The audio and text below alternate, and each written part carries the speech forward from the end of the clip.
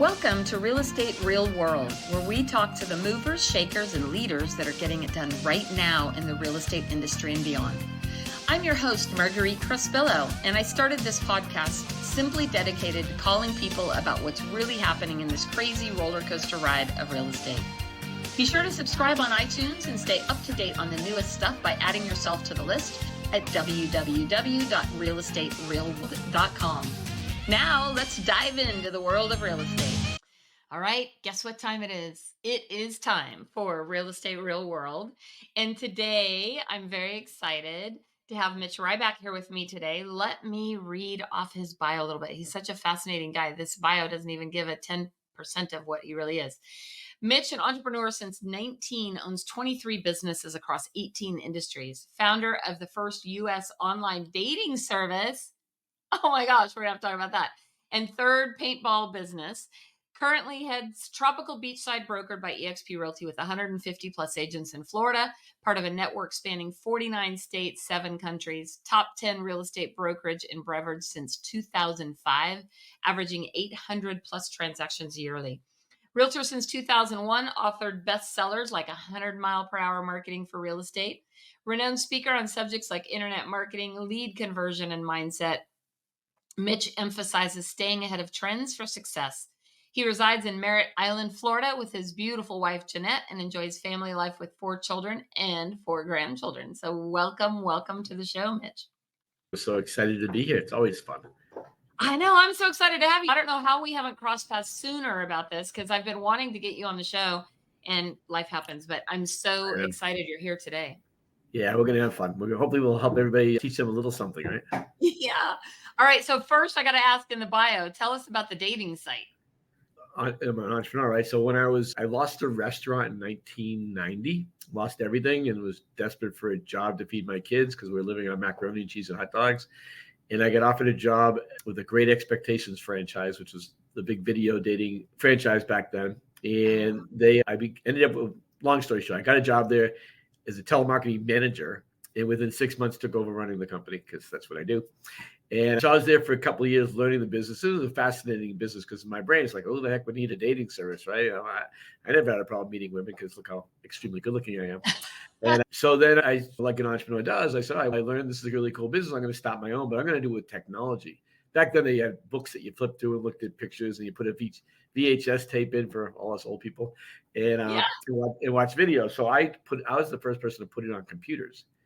So you come into my office and you look at my 25 computers and people would come in and look at computers on my desktop and look at pictures and profiles and videos and all that stuff on the computer.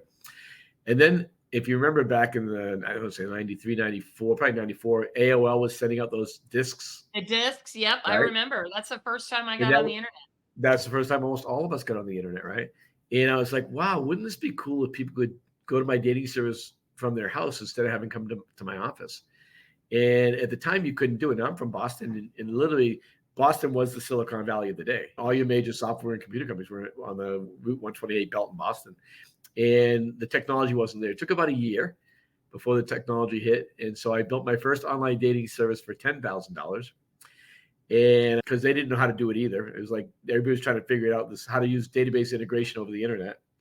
And then I realized I didn't have the money to market because unlike today, we can go on Google, but go on Google and you can get international exposure with a small budget. Back then, the only way to really market nationally was going to Google AOL neighborhoods. Yeah. Right? They all had their little neighborhoods. It was millions of dollars, which I'd raised a few $1 million. So my first full service internet dating service cost about $1 million because I private labeled it for the media industry. And I became Mr. Internet in the radio industry with the first online dating service. And we were getting 6 million people a month coming to our sites. Wow. So I almost bought Match.com back then. That's how big we were. And then I got it under contract to sell, which is what we did. And back then they didn't pay you for profit. They paid you for eyeballs. So they were paying for my 6 million people a month coming to the site. And so we got it under contract for ridiculous money. That brought me to Florida. I was doing a radio show at Universal Studios every 2 weeks called Ask Mitch the Date Doctor. So I recorded 2 shows. I made fun of single people. It was on 45 radio stations around the country. So much fun. And then I was here just waiting to close. It was April of 2000. If you remember this, the internet bubble burst. And I lost $82 million in about 6 weeks. Oh my God. Went from really rich to really poor. And I literally ran it for the next year, trying to keep it afloat, but you couldn't raise money anymore. As soon as we ran out of money, I called my investor. I said, look, I don't know what to do. I haven't gotten paid in a year. I'm out of money. I had $14,000 left in my bank account. I took the real estate class meantime because someone told me to be a realtor. I'm like, I don't want to be a realtor. And but I did it anyway. I didn't know what I was going to do. So I took the class in April, closed that business down in June, got my license in September. And then real estate was the easiest thing I've ever done besides paintball. I sold 36 homes my first year with not knowing a person here except my girlfriend, who's my wife now. And I sold 50 my second year, 80 my third year, 80 my fourth year, started a team of 6, started my brokerage in 05, ran my brokerage up until 2017 when I merged with EXP. Wow, what a story. Yeah. My boys would love to have known about the paintball. We had so we live in the country out in Lincoln, and we live on 5 acres. And for I think my son's 14th birthday party, we had this huge paintball. It was so much fun. It was a company that came out and set the whole thing up with targets, and it was a disaster. When but we did that, you couldn't do kids. You had to be over 18. You couldn't get insurance for kids. Yeah. So we were the biggest in the country. We would run 150 people a day, 75 on 75. We had 160 acres. We had 4 fields. It was so fun. It was a ball. Gosh, I worked 3 days a week, 7 months a year, and made more money than I make now. Wow. That was in 1983, and I still made more money back then. So it's funny because we run a little bit of a parallel life. I didn't do any of that stuff, but I got my real estate license in 1993. I just celebrated my 30th anniversary. Oh, wow. And you when you were 6, right? Exactly. Yes. And I originally got in to do loans because interest rates had dropped to an all-time low of 8%. We thought they were never going to get lower than that. Oh, yeah. And I did loans for about a year, and I hated loans. So then I started doing real estate. I went to work for REO agent at the time, and I sold 18 houses in my first 6 months. I said, I think I like this real estate gig. So then, like most overconfident, quickly successful people, I thought, I should go start my own brokerage. So a year in, I started my own brokerage, Realty first back then. And we ran that until January of 2015. We had 120 agents. Mm-hmm. And we sat down, my husband Joe was diagnosed with Parkinson's, and we started looking at the stress and all the overhead and everything that was going on. And we said, this doesn't make any sense anymore. So January of 2015, we actually at that time didn't know about EXP. And we just shut the company down because it wasn't really saleable. Everyone thinks, I'm going to build a brokerage that I can sell. They're not worth anything. When you own a brokerage, usually the top producer is you're the broker. Right. Yeah. And out of 120 agents, I was the top agent there. So when I pulled my personal production out of the company, there's no value there. Right. And so we shut it down in January 2015. And then October 2016 is when Brent called me about EXP. Right. So we just went back to being a small independent brokerage, had no desire of ever joining another company. I'm like, no, hell to the 10th no.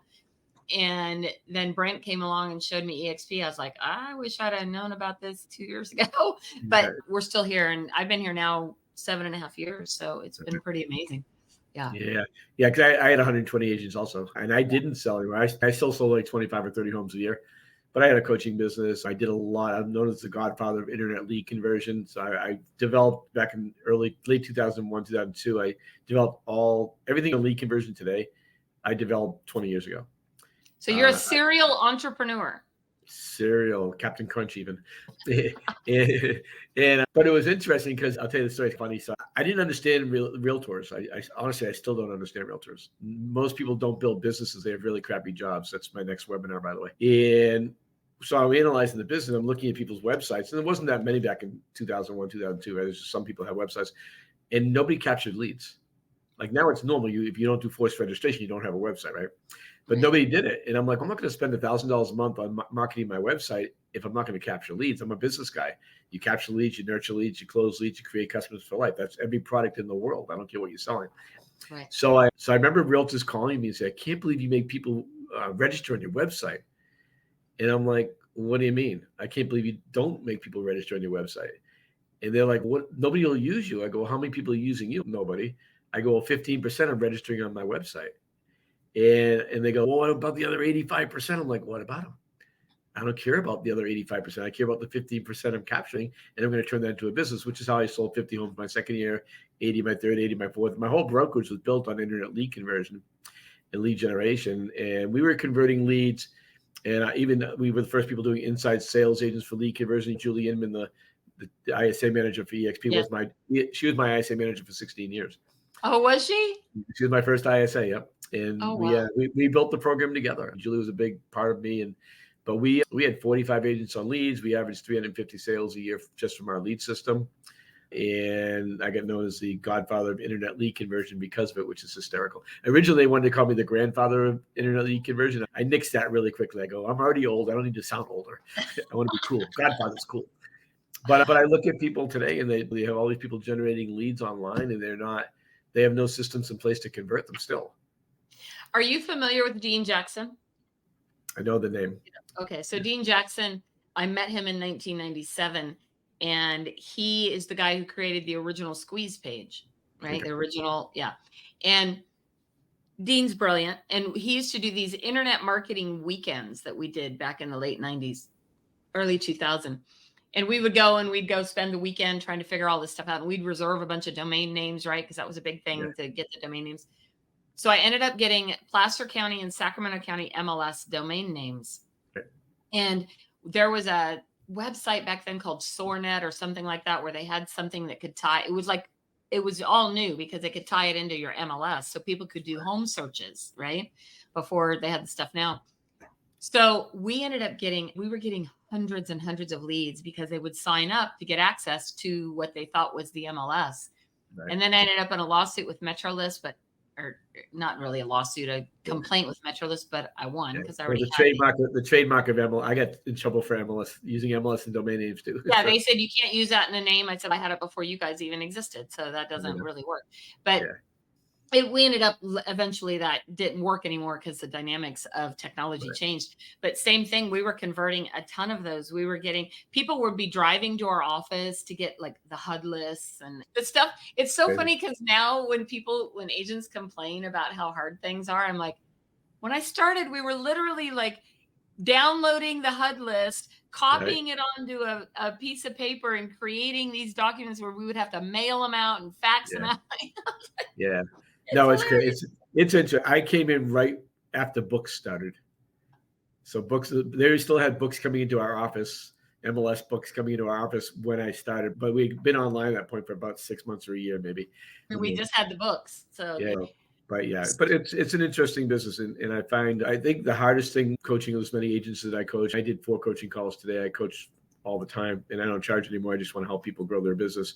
Although I'm going to start limiting that to people that actually really want to grow their business and actually not want to grow their business, but need to grow their business. Right. And there's a big difference. I look at realtors. I've been analyzing realtors now for 22 years and as a business guy, and I've learned a couple of things. One is the people that want to be successful are never successful. The people that need to be successful are successful, right? That's what somebody told me. When you have a fallback plan, you fall back. If you've got a fallback plan, then you're not going to work nearly as hard until you don't have a backup. Part of it too is the investment to become a realtor is stupid. Think about it. It costs $1,500 to become a realtor, $500 for the class, $1,000 to join a board. So when I talk to agents, I'm like, my first day on the gig, and I started September 10th, 2001. The next day was 9/11. So my first day, I wrote a business plan. And I started figuring I have to build a foundation. So what's the foundation of every business? Remember, I own a lot of companies. I've just opened my 24th and 25th company right now. So what's the foundation of every single business? It's who's my customer? Where's my customer? Because I ask people, what business are we in? They're all like, we're in the relationship business. No, if you have no customers, you're not in any business. Right. So first business is who's my customer? Where's my customer? And these days you have it sitting on your phone, everybody. But I still can't get people to do that part of the business. I also put in my brain, I'm not going to go into this business with a $1,500 mindset. I'm going to go in with a $250,000 mindset. So what I ask realtors all the time, I go, if you paid $250,000 to start your business, what would you do differently? And the answer is everything. It's funny that you say that because years ago, I met this old broker he was a Century 21 broker down in San Diego. I'll have to find the video and send it to you because it's so good. Because he says something almost exactly like what you're saying. He goes, okay, if you decided that tomorrow you were going to sell widgets, whatever that is. And you're going to set up a kiosk in the mall. You'd have to set up the kiosk. You'd have to buy the inventory. You'd have to get the staff there. You'd have to spend probably a couple of $100,000 your first year to probably make nothing your first year, right? Right. And then the second year, if you really step it up and ramp up, you have the potential to make more money, but you still have all those expenses, all that overhead. And Right. if you decided to sell those widgets in the kiosk, who would you tell about it? Right. Everybody, So, right? right. Like you'd be grabbing people from every resource to try to sell them the widgets. Yet you Right. can start a real estate career with basically $1,500, Yeah. and you could easily make 100 grand or more your first year if you put in the Easy. same time, attention, and commitment to what you would do if you were going to sell widgets. Yeah, part of the problem, and it's a long story, so I'm not going to go into the story about it, but I'm all about expectations. So my dad was, I'll tell you a really quick on the story because it's a really interesting. So my dad had died 33 years ago. I was flying home from Denver, and I always tell people I wasn't stoned because Denver was, back then, everybody was stoned in Denver. They're still stoned in Denver, but I wasn't stoned. And I decided to upgrade to first class on my plane and not talk to people next to me, which is really hard for me because I talk to everybody, just like I'm sure you do. If you're in real estate, we're the people that got in trouble in school for talking too much, right? I've seen that meme going around the internet these days. But so I'm flying home, and I was under so much stress because I always wanted my agents to get to the next level. Like I take it personally when people don't succeed, and I always have. And I've always elevated people. The difference between my other companies is they're employees, so they had to do what I said. Right. Realtors are all independent contracts. So anyways, and my dad died from stress. He had heart disease. He had 9 heart attacks, quadruple bypass, died 2 weeks after a heart transplant. But it was all stress related. Right. And I was that. So anyways, I'm flying home. In my headphones, a half hour into the call, the flight, I hear, your expectations are not their expectations.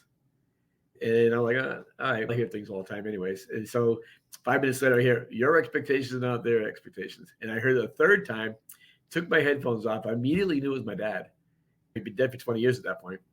And he was telling me that stop having expectations of all these people because they're not you. And your expectations, everybody wants to make $100,000, $200,000, $300,000 a year. That's you. If their expectation is to make $20,000 a year, they're going to make 20 grand a year no matter what you do. Exactly. And I immediately gave up expectations on every aspect of my life. And what I've learned is almost all your disappointments in life are based on your expectations of others.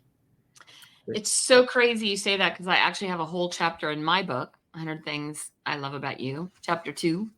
Right. And it's exactly about that. It says the hard part about expectations is it's like this secret. Like you have this expectation of me, but you don't tell me what your expectation is. And then when I don't meet it, you're mad or you're upset or you're frustrated that I didn't meet your expectations. Most people have expectations of others that they never convey that message. Right. They never say, here is my expectation of you. And are we on the same page? Because Right. again, if you think I should be doing 100 grand and I think I should be doing 20 grand and we never have the conversation and you Well, the don't thing even is, know. I had those conversations, and it didn't take me till my dad saying this to me that I realized that even though I'm telling them that they can easily make $100,000 a year, in their brain, they did not believe that expectation. Right. So they weren't going to make it. If you think it's funny, I tell people all the time, when I got into real estate, I said, as long as I make $250,000 a year, I'm going to be fine. I was done really chasing the big dollars because when you lose $82 million, you realize that I just wasted the last 20 years of my life. But I tell people all the time that I made I said I want to make $250,000. So what did I make? I made $250,000. Exactly. I said that standard this is where I'm at. And this is why you see people all the time in our businesses.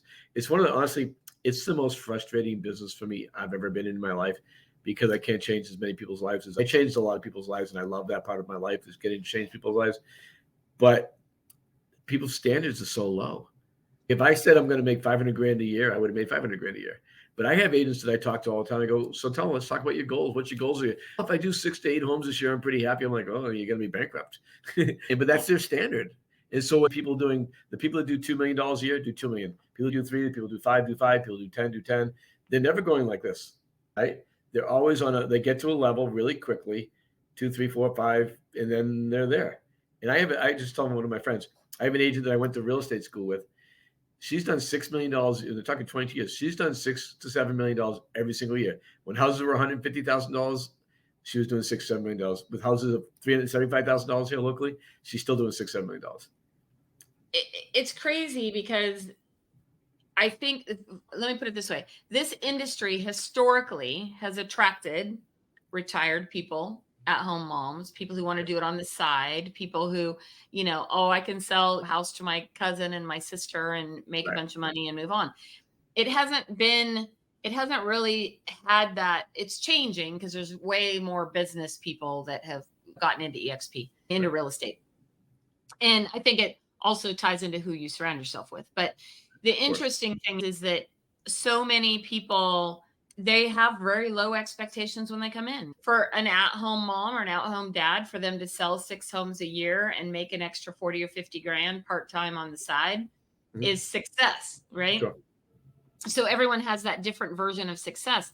And I think that ties in a little bit to brokerages, right? I want to talk a little bit about, because I know you have a book that you're working on that I'm hopefully going to be contributing a chapter to, The Big Lie. Let's talk about that for a moment, because I really think that ties into what we've already been talking about. Sure. So here's the challenge, and thank you for bringing this up. So we're taught. I remember my first day of real estate school. And there's this guy, Les, he drove a really nice Corvette. I remember I just lost everything. I was driving an old car because I had to turn my lease in that I had at the time because I couldn't afford it anymore. And I was driving like a 1996 Toyota Camry that needed a paint job. When I hit it pretty low there. And I remember this guy, I was really envious. Look, this guy, he's made it. Of course, later on I realized he's teaching classes at a real estate school because he probably doesn't make enough money as a broker. And so he said, here's how you do real estate. You become really successful as an agent, then you start a team. After you start this team, you start a brokerage. And that's the real estate journey.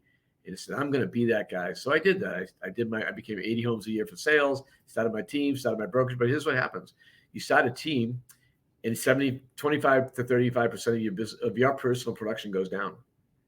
Because now you're taking care of the agents, right? I had 6 agents. So I spent most of my time, I hate to use the word out loud, but babysitting, right? And then I'm like, this isn't enough for me. I need to leverage more, so I'm going to start a brokerage. So when I got to 20 agents, I said, I'm not making any money still. I got to go to 50. I went to 50. I'm still not making it. I got to 120. My best year, so anybody who's thinking about opening a brokerage, I want you to hear this. My best year was 700 transactions and 120 agents was 200 grand. Less than I ever made being a realtor by myself. My 100%. Typical year, though, was between 50 and 100 grand profit. If I didn't sell 30 homes a year and I didn't have a coaching business and I didn't have my software company and all the stuff that I was doing, I would have never made it. I wouldn't have made it. I would have went bankrupt. And so my mission in life now is to tell everybody that's a big lie. So why is that a big lie? Because everybody's, I just wrote a post on this. Ego is the killer of dreams. Yes. I kept my brokerage not because I was successful, although I drive nice cars, I wear nice suits, because my ego was, I'm the guy. I was president of our board in 2014. I was district vice president of the state of Florida in 2015. I'm Mitch Ribak. I'm this big guy. I'm the godfather of internet lead conversion. Nobody knew I was in debt like crazy. I had to go in debt to buy my wife's stuff because I didn't know how to tell her we were broke. Right. And I finally, at 56 years old, had an epiphany that if I keep doing this, I am not going to make it to 60. When my family died young, my dad died at 50, my mother died at 59. Most of my relatives died in the 50s. And I knew I was going to die. I knew it would kill me. So I went to sell the company and I got offered $3.5 million by 2 franchises, 2 big companies.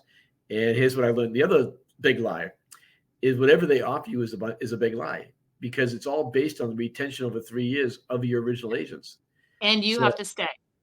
So if they leave, so my $3.5 million, I said this to this guy, and I won't name the company out of being nice, but I decided to work with one company.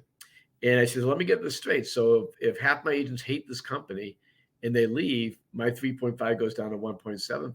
Or worse, if more leave. They said, yes. I go, that's the stupidest effing thing I've ever heard in my life. Right. And I got up and walked out, went to my office. I picked up the phone and called Jason Gessing, who I'd met with 3 times before, but my ego wouldn't let me get rid of my company.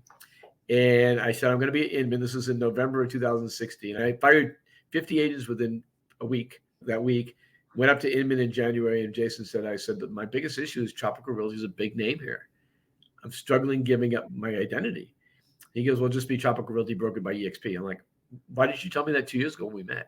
He never told me that, because I probably would have joined 2 years earlier, because it's the best business model I've ever seen, being an entrepreneur. But it was interesting. So I see so many people. I have a friend of mine who just started a brokerage 6 months ago. She called me the other day.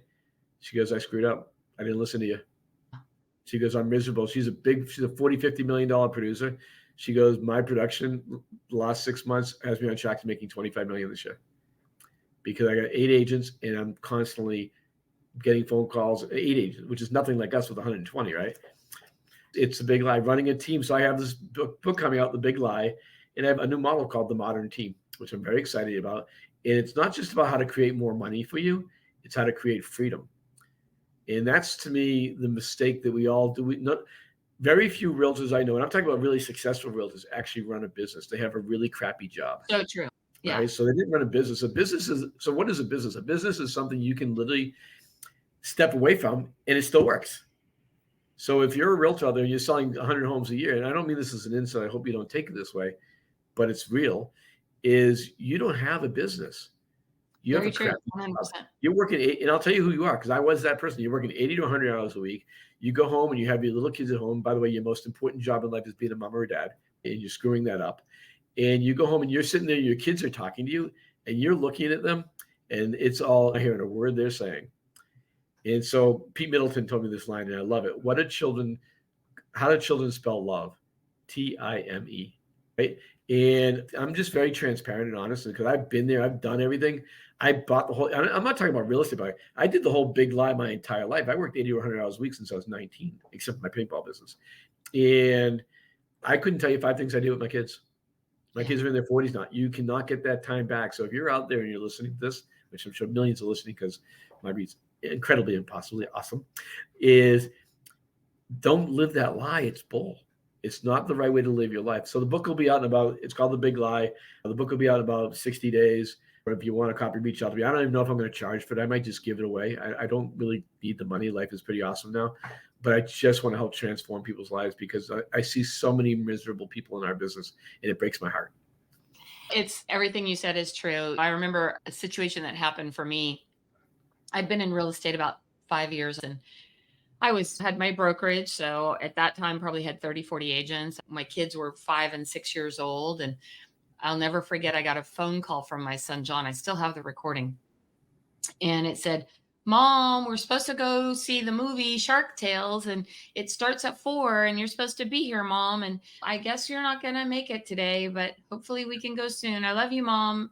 And every time I play that recording, I just cry my eyes out. Yeah. And because I literally let him down. I wasn't there. And my boys are now 27 and 28 and I have a great relationship with them. But there's so much. Another friend of mine, Kathy, was starting this trend on no orphan or no real estate orphans. Because how many kids out there have been basically abandoned, orphaned, or we're dragging them along to showings, or they're sitting in a car while we're trying to put on lock boxes.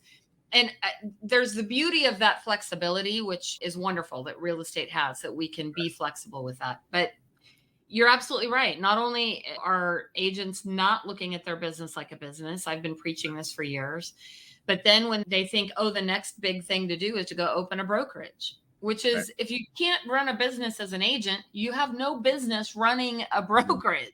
No. Because I remember there being a Sunday one day when an agent called me at my brokerage and she was like blowing my phone up. You got to call me back. You got to call me back.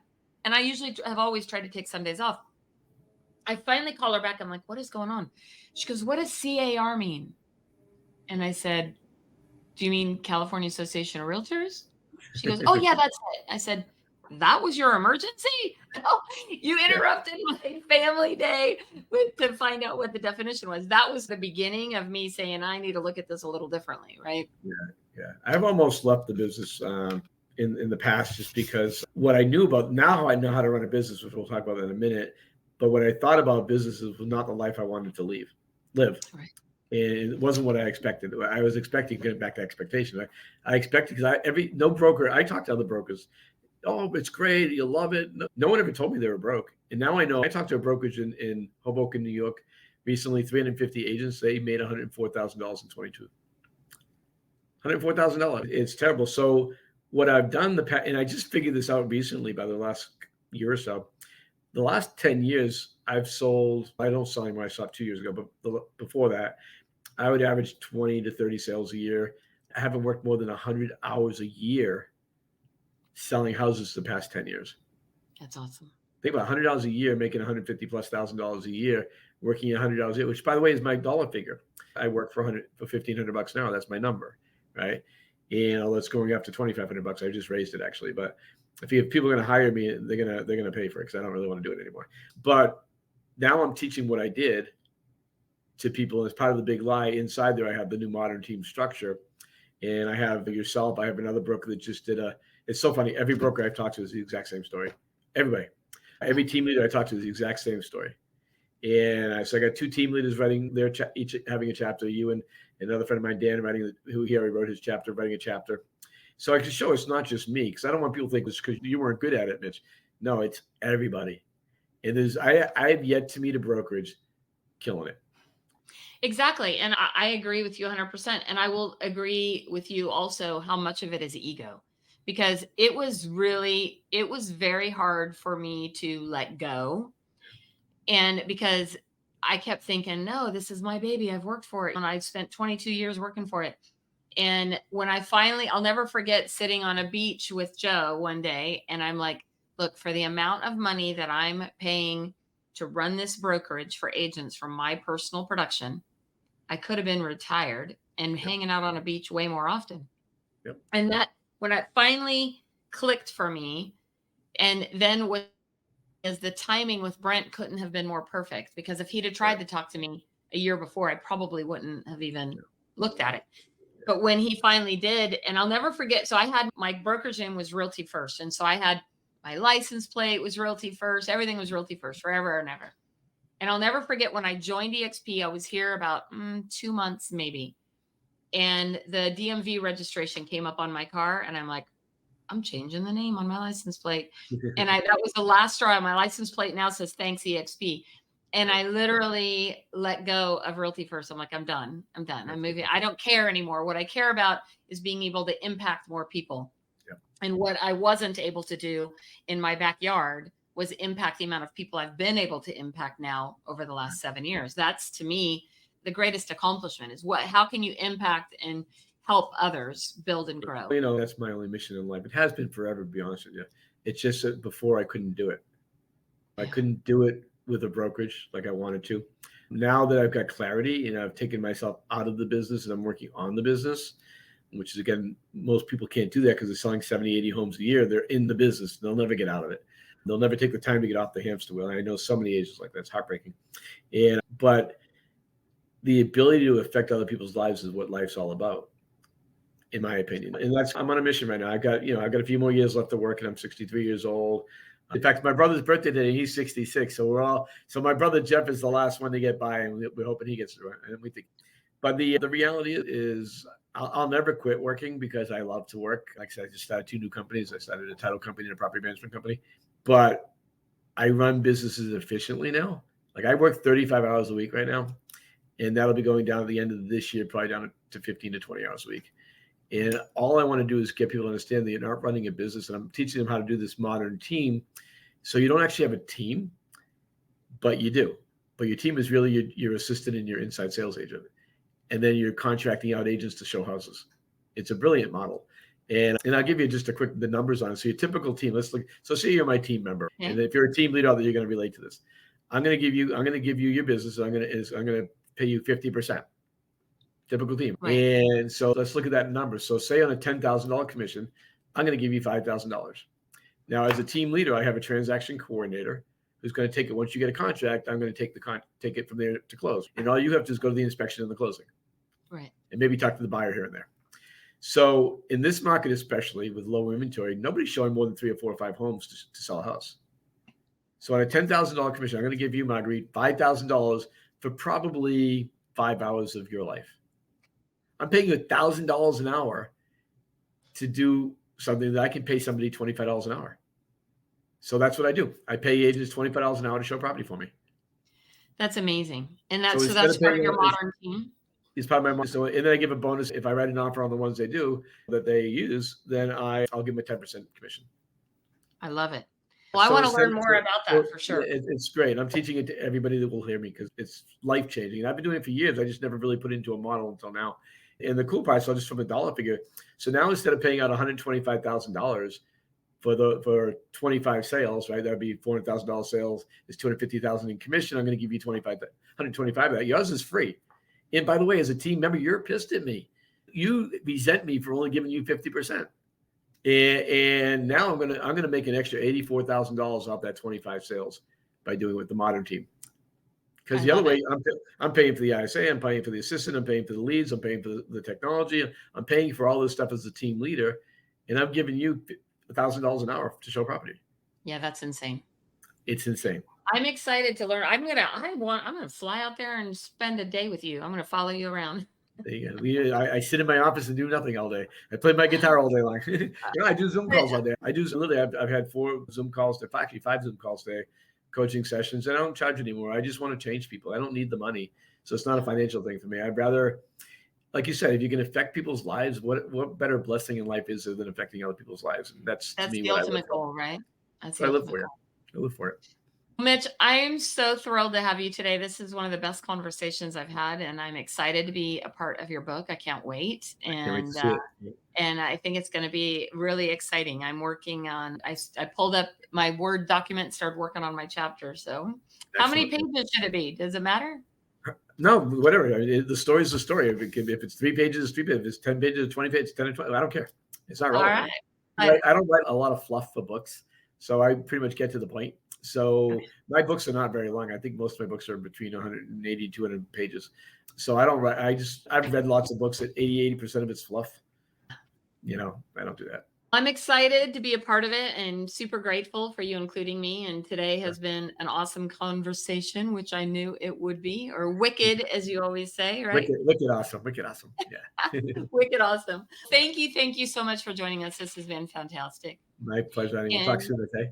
Yeah. Thank you, everybody, for joining us on Real Estate Real World. We'll be sure to have all of the show notes and the contact information for Mitch, and I'm sure we'll be talking about when his book comes out again.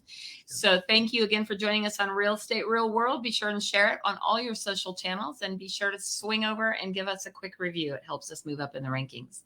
Thank you, everybody, for joining us today, and go make it a great day. Bye-bye.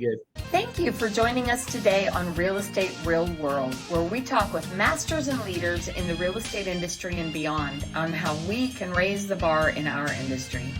Please subscribe over on iTunes, and while you're there, be sure to give us a review. Your reviews encourage us and help others to find our podcast for show notes and hot topics on what's going on right now in our real estate industry. Also, hop on over to www.realestaterealworld.com and add your name to our email to get early advance notice of upcoming podcasts. Thanks again for listening, and go out there and be a part of the elite masterclass and raising the bar on the real estate industry.